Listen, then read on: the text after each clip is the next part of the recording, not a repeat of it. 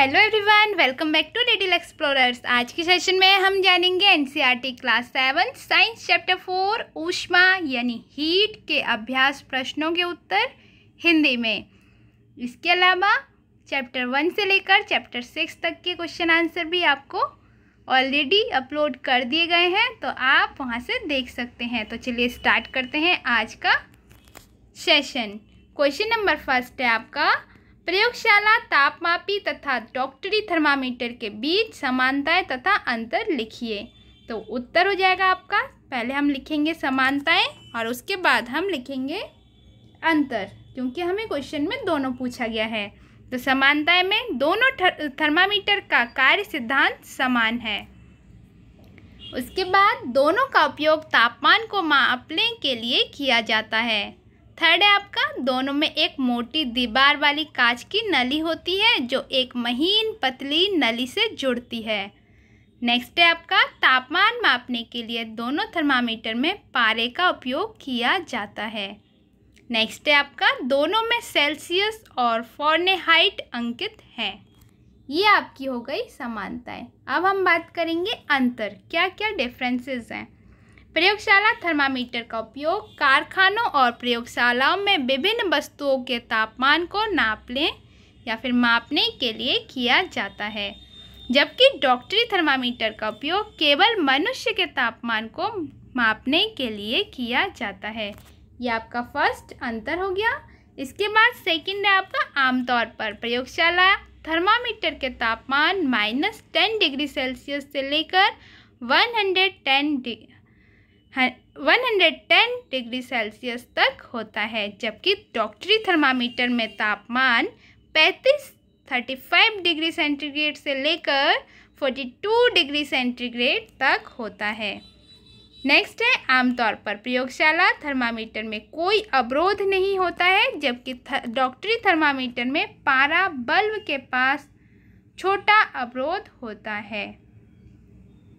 Next है, मान लेते समय प्रयोगशाला थर्मामीटर को सीधा रखना पड़ता है, जबकि डॉक्टरी थर्मामीटर झुकाया जा सकता है।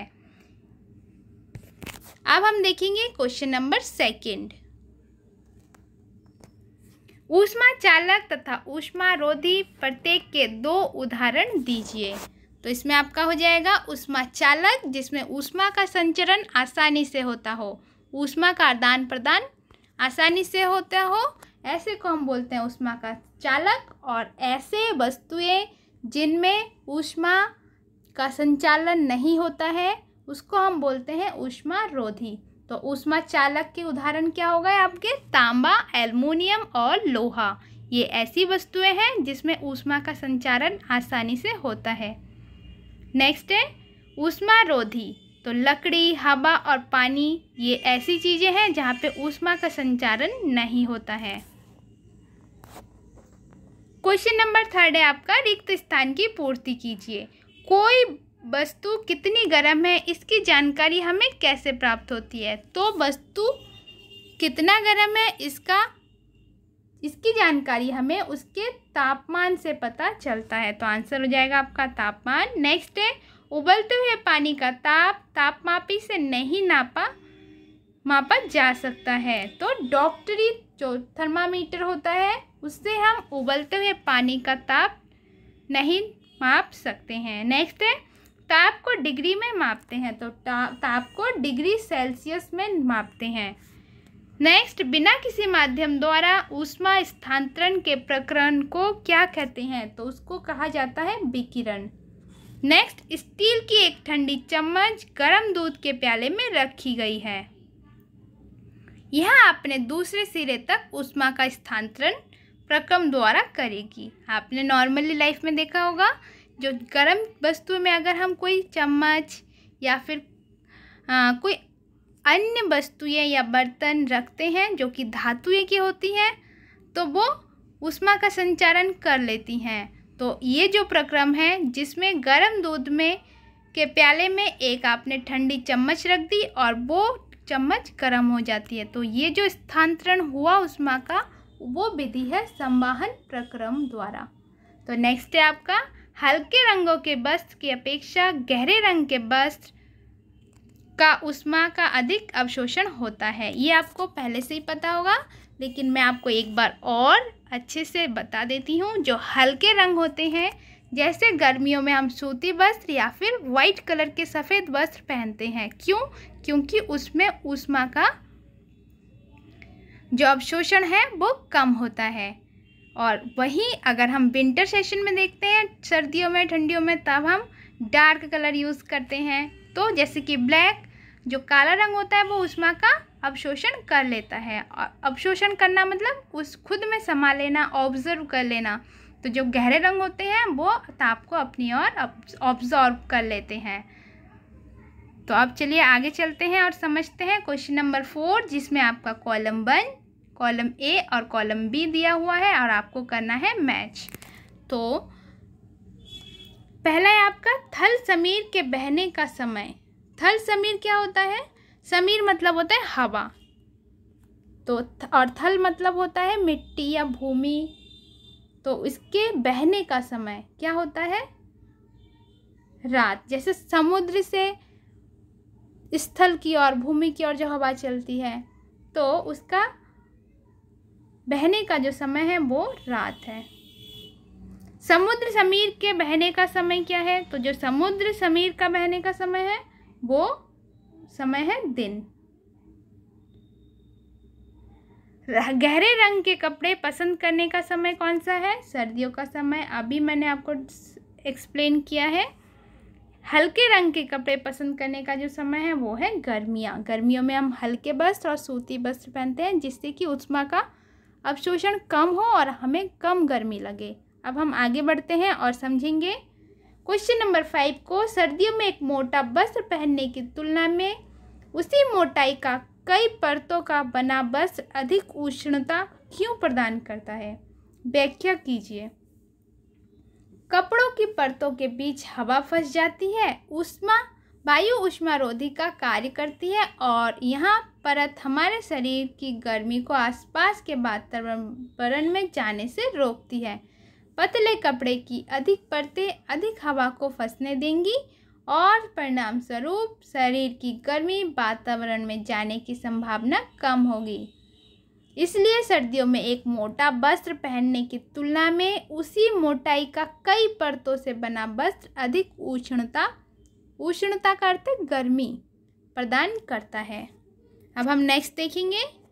क्वेश्चन नंबर 6 है आपका। चित्र को देखिए, अंकित कीजिए कि कहाँ कहाँ चालन, संवहन तथा विकिरण द्वारा ऊष्मा स्थानांतरण हो रही है।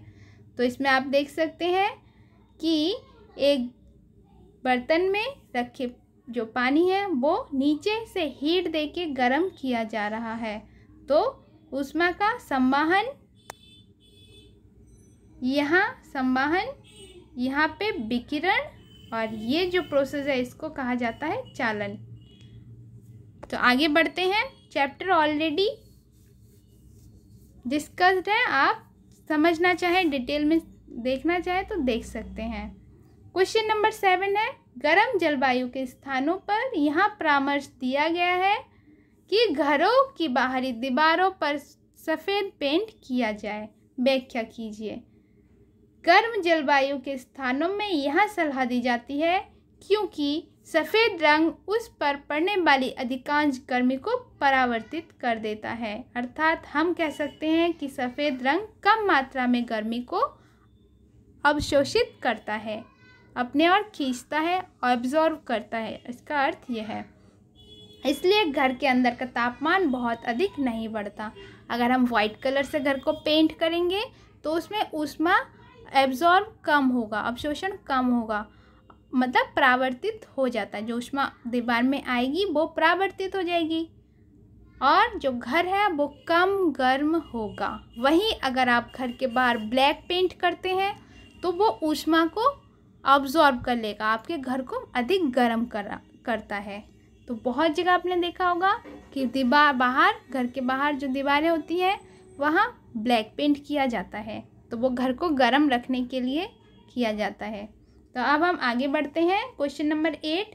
80 डिग्री सेंटीग्रेड के 1 लीटर जल को 50 डिग्री सेंटीग्रेड के 50 डिग्री सेंटीग्रेड के 1 लीटर जल के साथ मिलाया गया मिश्रण का ताप क्या होगा?